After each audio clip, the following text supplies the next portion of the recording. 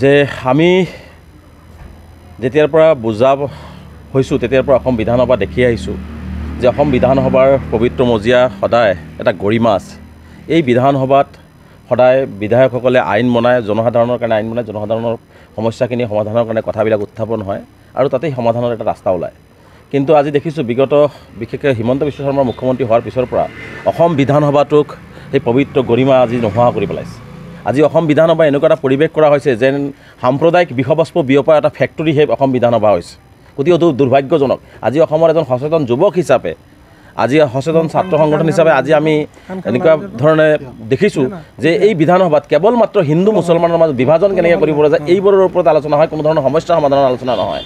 গতিকে অসম যে 5খন ৰাজ্যৰ ভিতৰত আগুৱাই যাব এইটো অসম্ভৱ কথা, এইটো কল্পনাৰ অতীত।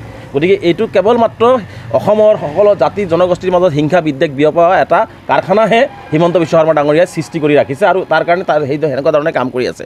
আজি যি ধৰণে নিৰ্লজ্জ কাণ্ড সংঘটিত হ'ল, আজি কোৱা হৈছে যে নোমাল মমিনৰ ডাঙৰীয়াক কোনোবা বিধায়কে আক্ৰমণ কৰিছে। আমিও বেয়া পাইছোঁ। যদি নোমাল মমিন উপাধ্যক্ষ ডাঙৰীয়াক কোনোবাই আক্ৰমণ কৰিছে আমিও দুখ প্ৰকাশ কৰিছোঁ, আমিও বেয়া পাইছোঁ। ইয়াৰ তদন্ত হ'ব লাগে, ইয়াৰ বিৰুদ্ধে ব্যৱস্থা হ'ব লাগে।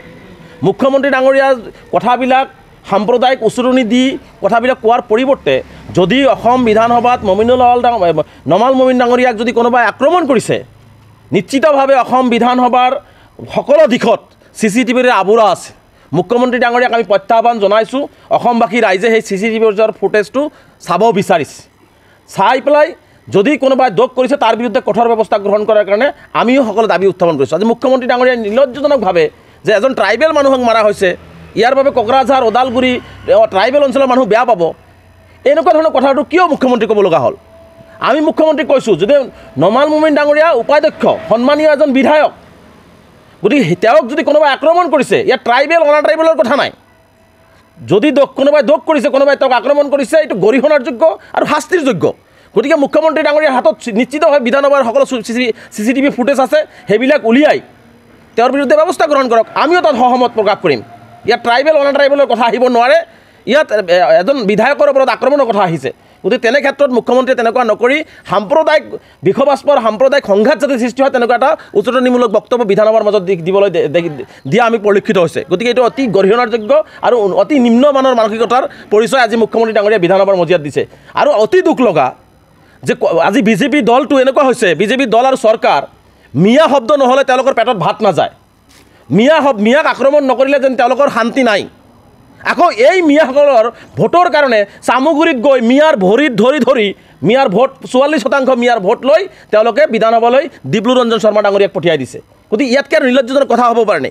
আজি বিধানসভাৰ মজিয়াত মুখ্যমন্ত্ৰী বক্তব্য দি থকাৰ অৱস্থাত কি ক'লে যে বিধায়কসকল চুৰ ডকাইত ইয়াত আহিব নালাগে। মিয়া বিধায়ক হওক আৰু যোনে হওক তেওঁলোকক সন্মানীয় ভোটাৰসকলে নিৰ্বাচিত কৰি বিধানসভালৈ পঠিয়াই দিছে। বিধানসভা কাৰো পৈতৃক সম্পত্তি নহয়, বিজেপি দলৰ পৈতৃক সম্পত্তি নহয়, বিজেপিৰ বিধায়কসকলৰ পৈতৃক সম্পত্তি নহয়। তাত মিয়া অমিয়া বিভিন্ন জাতি জনগোষ্ঠীৰ 126 জন বিধায়ক তাত প্ৰতিনিধিত্ব কৰে। গতিকে ইয়াত কোনোবাই কাৰোবাক বাধা দি তাতে ৰখাব নোৱাৰে, কাৰণ জনসাধাৰণে এজন নিৰ্বাচিত কৰি প্ৰতিনিধি পঠিয়াই দিয়ে। গতিকে বুজা যায় যে মিয়া নহ'লে বিজেপি নচলে, মিয়া শব্দ নক'লে তেওঁলোকৰ পেটত ভাত নাযায়, মিয়া শব্দ নহ'লে তেওঁলোকে কোনো ধৰণৰ বিজেপিয়ে আগুৱাই যাব নোৱাৰে, এইটো স্পষ্ট হৈ পৰিছে।